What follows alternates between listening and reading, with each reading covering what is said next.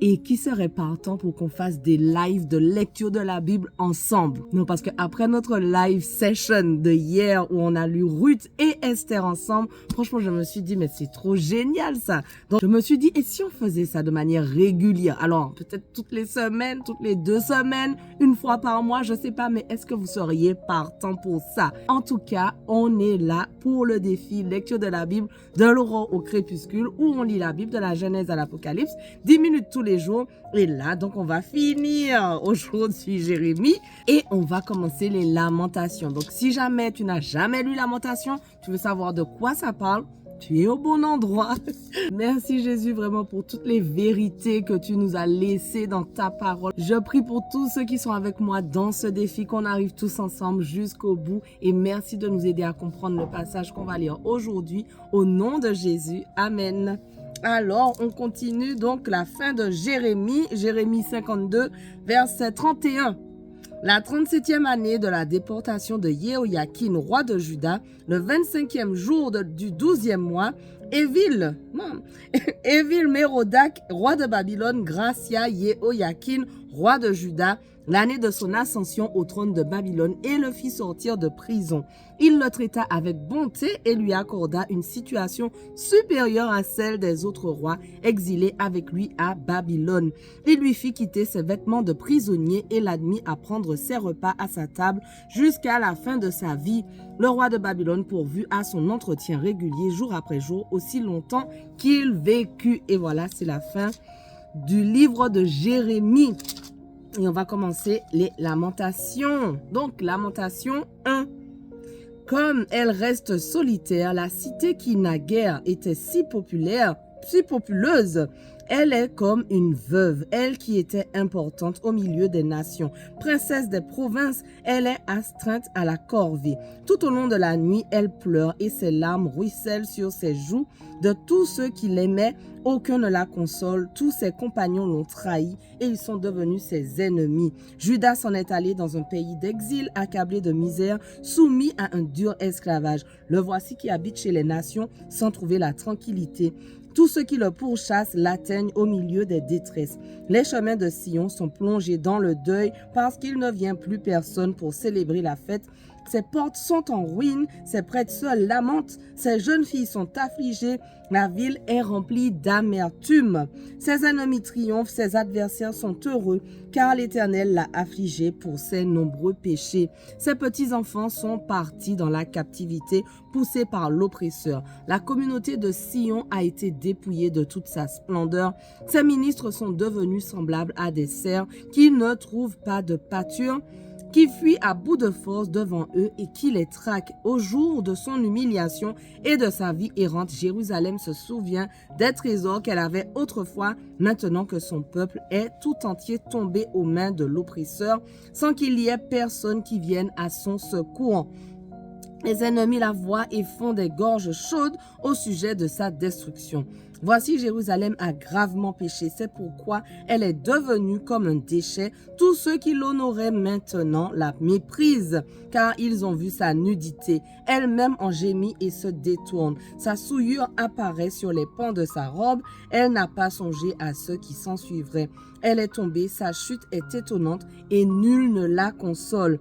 Ô Éternel, dit-elle, vois mon humiliation, car l'ennemi triomphe. L'ennemi a pillé tous ses objets précieux. Elle a vu les nations pénétrer dans son sanctuaire. Pourtant, tu avais dit, elles n'entreront pas dans ta communauté. Tout son peuple gémit en recherchant du pain. Il donne ses trésors contre des aliments pour reprendre des forces. Vois, Éternel, dit-elle, et considère l'abjection où je suis. N'êtes-vous pas touchés, ô vous tous qui passez? Regardez et voyez s'il est une douleur comparable à la mienne qui me fait tant souffrir. L'Éternel me l'a infligé au jour de sa colère ardente. D'en haut, il a lancé un feu qui m'a pénétré jusqu'aux os. Il a tendu un filet sous mes pieds, il m'a fait reculer et il a fait de moi une femme esseulée, accablée tout le jour. Il a lié le joug que composent mes crimes, c'est sa main qui les a noués. Il pèse sur mon cou, il a sapé ma force. Le Seigneur m'a livré au pouvoir d'homme auquel je ne peux résister. Oui, le Seigneur a repoussé tous les vaillants guerriers qui étaient dans mes murs et il a fixé contre moi un rendez-vous dans le but de briser mes jeunes gens. Le Seigneur a foulé comme un pressoir la population de Juda. Pour tout cela, je pleure, j'éclate en longs sanglots, car le consolateur qui ranimerait mon courage est loin de moi.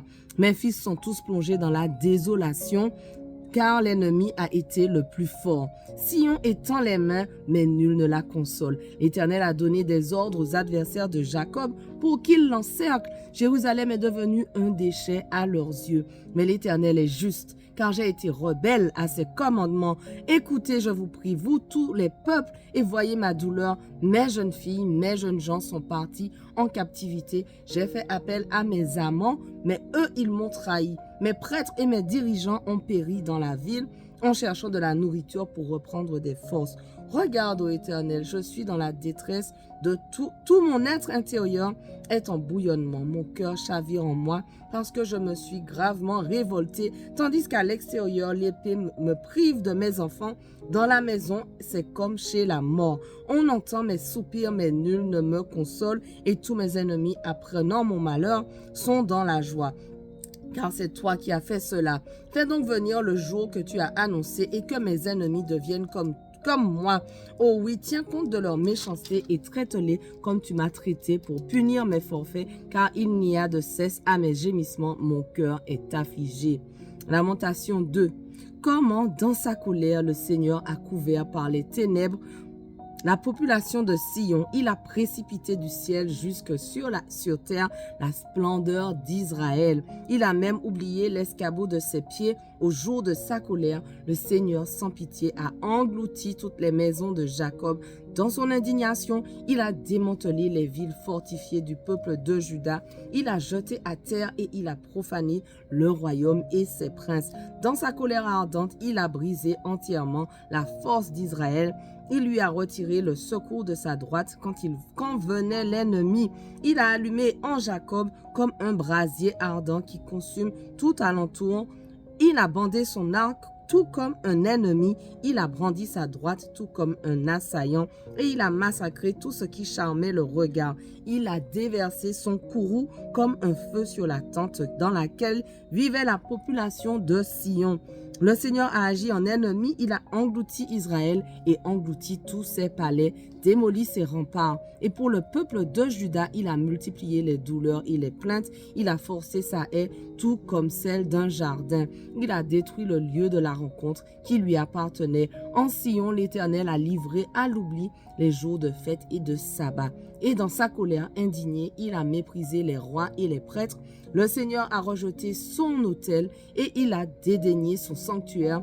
Il a livré à l'ennemi les murs de ses palais. Leurs voix ont retenti dans le temple de l'Éternel comme en un jour de fête. L'Éternel a résolu d'abattre les murs du peuple de Sion. Il a étendu le cordeau et il va la niveler. Il n'a pas retiré sa main. Avant de les avoir détruits, il fait mener le deuil aux remparts et aux murs. Ensemble, ils se sont délabrés. Ses portes se sont effondrées, enfouies sous les décombres. Il a détruit tous leurs verrous. Il les a fracassés. Son roi et ses ministres sont exilés chez les nations païennes. Il n'y a plus de loi et ses prophètes ne reçoivent plus de révélation de l'Éternel. Les responsables du peuple de Sion sont assis sur le sol et gardent le silence.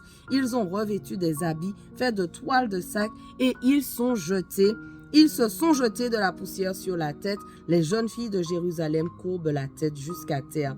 Mes yeux s'épuisent à verser des larmes et l'émotion me brûle. Tout courage me quitte à cause des malheurs qui ont frappé la communauté de mon peuple, à cause des petits-enfants et des nourrissons qui défaillent dans les rues de la ville. Ils disent à leur mère: où y a-t-il du pain? Où y a-t-il du vin? Les voilà qui défaillent comme blessés à mort dans les rues de la ville, perdant leur dernier souffle sur le sein de leur mère. Voilà, notre passage du jour touche à sa fin, mais on continue dès demain. On ne lâche rien. Allez, sois bénis.